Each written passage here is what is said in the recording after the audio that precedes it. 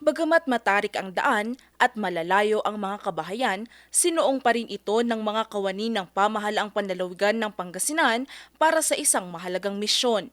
Ito'y para makapagbigay ng serbisyo sa mga residente ng Sitio Mapita sa Barangay Luwag sa bayan ng Aguilar.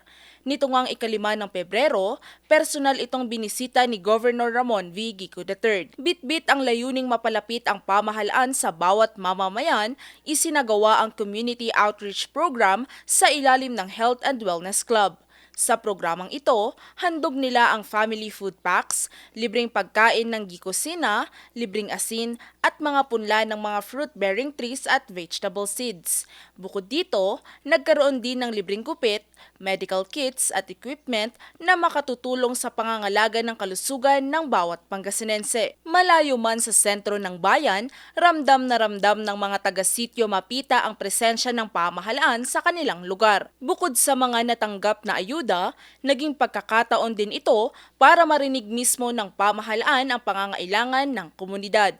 Dahil dito, tiniyak ng pamahalaang panlalawigan na magpapatuloy ang ganitong mga programa upang mas mapalakas ang koneksyon sa bawat mamamayan.